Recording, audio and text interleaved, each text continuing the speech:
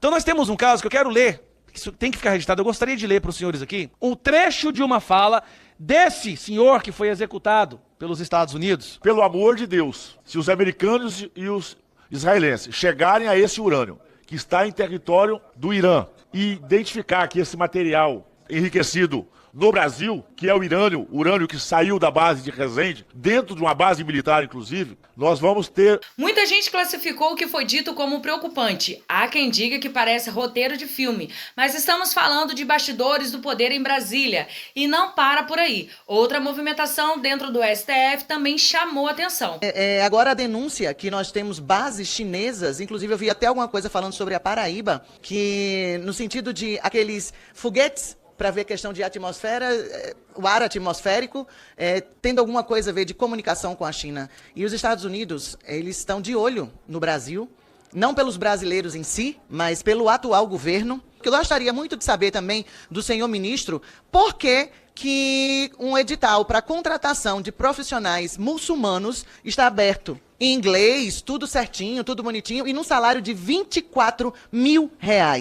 Nós não temos professores suficientes nas nossas universidades, nós não temos PhD, o Brasil é um dos exportadores, porque não tem nenhum tipo de subsídio para pesquisa científica. Haja vista, doutora, está de R$24 mil para professores especificamente muçulmanos. Eu não tenho nada contra eles. Mas por que especificar muçulmano? É uma maneira de trazer para cá, fazer com que o Brasil ele se transforme numa Europa? Que hoje é completamente tomada, porque a turma LGBTQIA+, os parlamentares LGBTQIA+, dessa casa, não vão para lá, é porque eles não vão durar um dia. No outro dia vão estar todos enforcados. Falar é fácil. Falar de ditadura é fácil. Agora eu quero ver ir para lá e viver na Venezuela, que está se libertando, em Cuba, que está começando a se libertar, e eu só tenho que parabenizar a postura do presidente dessa comissão e dessa comissão por essa moção de repúdio e também pela convocação do senhor ministro.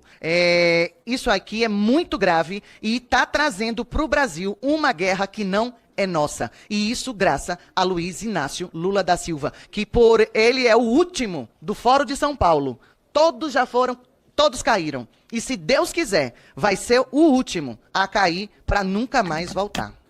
Eu sei que a deputada que me antecedeu, Carla Dickson, falou alguma coisa sobre o que era o regime do Irã, com todos esses ayatolás aí da vida e tudo mais. Agora, as pessoas às vezes não sabem que lá no Irã a pedofilia é institucionalizada, que lá no Irã a violência contra os opositores ela é radical, e que não é permitido isso daí. Assim como era na Venezuela, assim como é em Cuba. O governo federal tomou postura, sim, para o lado do mal. O que o Brasil vai ganhar com isso se nós temos uma postura diplomática sempre de neutralidade? Ele tomou posição, deputada Carla. Ele já declarou apoio a esse pessoal que defende essas coisas que pratica todos esses crimes contra as mulheres, principalmente contra as crianças e tudo mais. Então, eu fico muito triste com isso. E mais triste ainda, quando ele ousa mais uma vez, deputada Daniela, dizer que, não, a gente vai sentar numa mesa para tomar uma cervejinha, comer uma picanha e resolver o problema. Não se negocia com terrorista.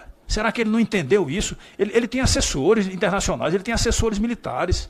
Eu tenho vergonha dos militares que estão acompanhando esse presidente hoje, porque os assessores militares deveriam dizer para ele assim, presidente, não fale essa besteira não, isso é bobagem, é besteira. O senhor está enterrando mais ainda a sua maneira de ser enxergado pelos brasileiros e pelo mundo. Somos nós que devemos definir a postura estratégica de que lado o Brasil vai ficar.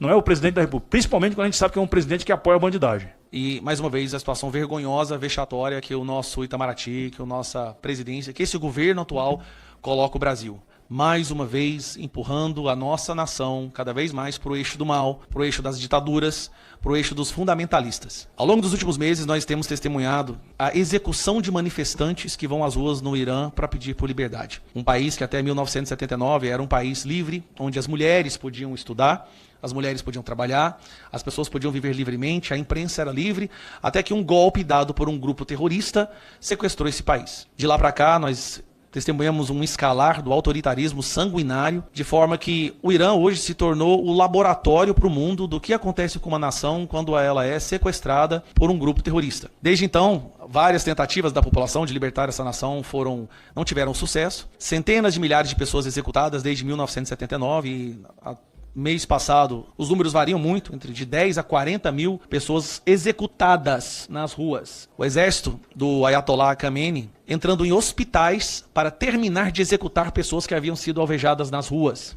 Quando se acha que não teria mais salvação, uma nação que financia os terroristas, Evair, isso é que é a parte mais preocupante. Ela não só é uma nação que foi sequestrada por um grupo terrorista fundamentalista islâmico, mas ela é a nação que mais financia os grupos terroristas pelo mundo afora. Toda a investigação feita por qualquer serviço de inteligência, Mossad, qualquer um, e você vai fazer o follow the money, Hezbollah, Jihad Islâmica, Al-Qaeda, todas essas Houthis, todos têm dinheiro do Irã financiando grupos terroristas. Bom, e aí chama a nossa atenção, presidente, o fato de o vice-presidente do Brasil ter ido até essa nação. Nós temos recebido navios do Irã sendo permitidos que ele atracassem nos portos brasileiros.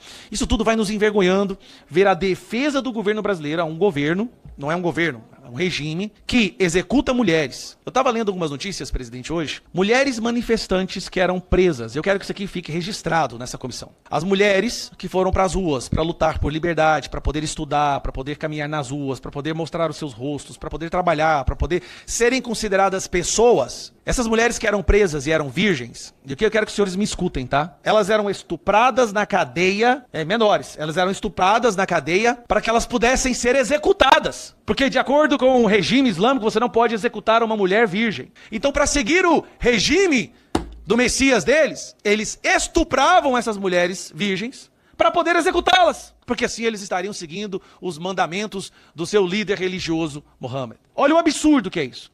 E aí nos choca o fato de que a esquerda brasileira defende essas pessoas. Eu nunca vi nenhum caso mais grave de dissonância cognitiva ou duplo pensar de George Orwell como uma pessoa se dizer de esquerda e apoiar o regime do Irã. Isso é uma doença, presidente.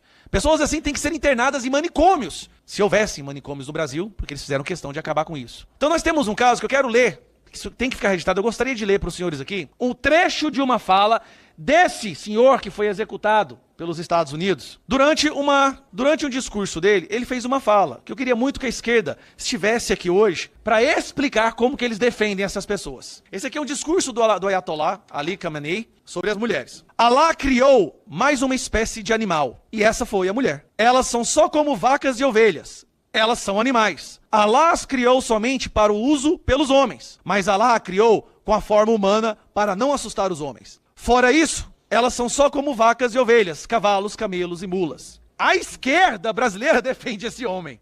A esquerda brasileira está revoltada porque esse homem foi executado. Tem coisa mais absurda e abjeta do que uma pessoa defender um ser humano desse? Eu digo para vocês, se o Hitler tivesse vivo, ele estaria marcando sessões para ter aula com esse cidadão aqui. Foi executado pelo governo dos Estados Unidos e aí nós vemos o nosso governo sair em defesa do Irã. Presidente, o senhor sabe, uma pessoa muito bem informada, que agora nós estamos descobrindo células terroristas no Brasil. Quem financia essas células terroristas? Nós sabemos que no mundo afora é o governo do Irã que financia Hezbollah. E descobrimos células do Hezbollah no Brasil. Inclusive organizando atentados terroristas. Então me preocupa muito nós termos no Brasil uma parcela de pessoas ideologicamente sequestradas, avatares, que defendem essa nação. Nós tínhamos que estar hoje, presidente, declarando uma espécie de um feriado nacional, porque milhões de mulheres agora podem voltar a sonhar com liberdade. 88 milhões de pessoas podem voltar a sonhar com liberdade, mas não. O que nós temos é o nosso governo emitindo vergonhosas notas oficiais através do Itamaraty, dizendo que estão preocupados. Porque não se pode atacar um regime chamando de presidente. Então, para encerrar, presidente, eu acho que esse requerimento de repúdio é até muito superficial do que realmente deveria ser feito em relação a pessoas que defendem esse tipo de regime. Mas, em contrapartida, quer queira ou quer não, hoje nós temos um líder internacional que está disposto a lutar contra o mal. E aí os demônios saem dos armários nesse momento.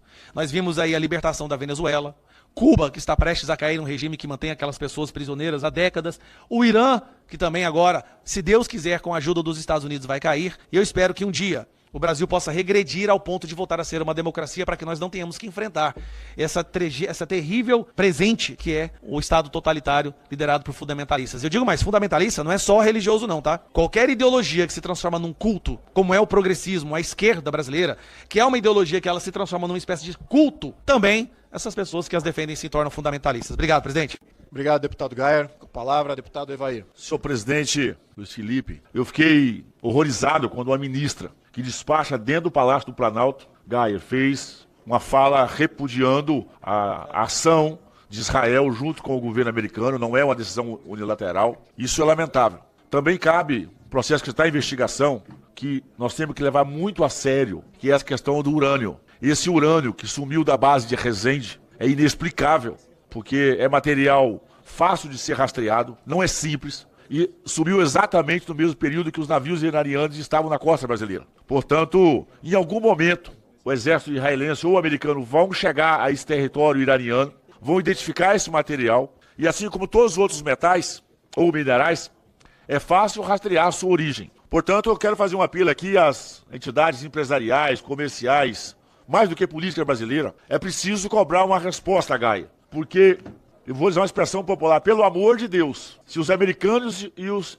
israelenses chegarem a esse urânio, que está em território do Irã, e identificar que esse material enriquecido no Brasil, que é o urânio que saiu da base de Resende, dentro de uma base militar, inclusive, nós vamos ter um caos, porque nós vamos perder, até me esqueci o nome agora, quando você não pode participar do mercado financeiro global, então é o nome que se faz. O Brasil perde relações comerciais imediatas, automáticas, com todos os países do qual tratam com democracia e com liberdade. Todos os mecanismos internacionais nossos e contratos, convênios são suspensos de imediato e mais um monte de outras decisões. Você vai quebrar esse país. Portanto, por essa comissão, é preciso tratar desse assunto que para nós é muito sensível. De novo, porque sumiu o urânio do Brasil, o navio iraniano estava na costa brasileira, tem urânio lá no Irã. Ao rastrear, as sanções vão ser severas. Portanto, é preciso chamar na responsabilidade esse governo que está posto aí, está de brincadeira. Aliás, a gente sabe disso, que é irresponsável, inconsequente, freta com o Hamas, com o Hezbollah. A gente sabe que é farinha do mesmo saco, diríamos no ditado popular, a mandioca é a mesma,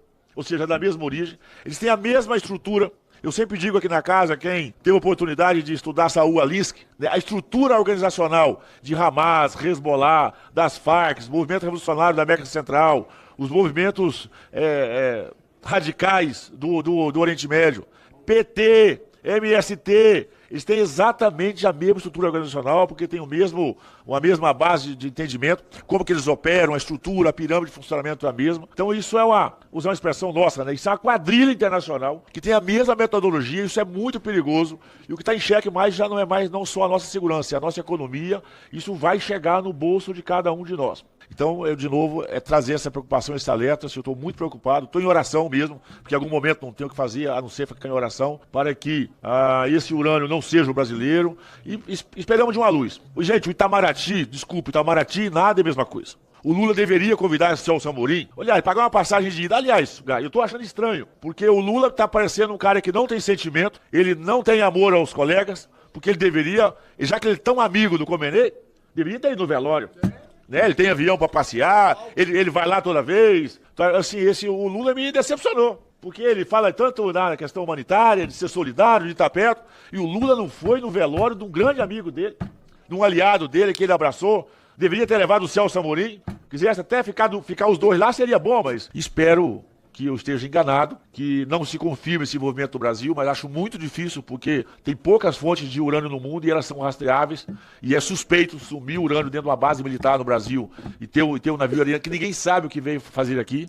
Portanto, de novo, é só para registrar mesmo essa preocupação e esperar que o pior não possa acontecer naturalmente com nossos povos e efetivamente com o nosso país. Obrigado, deputado Evair. Só queria compartilhar com os deputados que hoje nós aprovamos 3 projetos importantes. Não somente essa nota de repúdio ao regime do Irã, que foi muito bem esboçado aqui pelo deputado Gayer, mas também a convocação do ministro, que é fundamental nós determinarmos aí quando que ele vem. Então isso é parte do nosso interesse, determinar a data no qual o ministro tem que vir.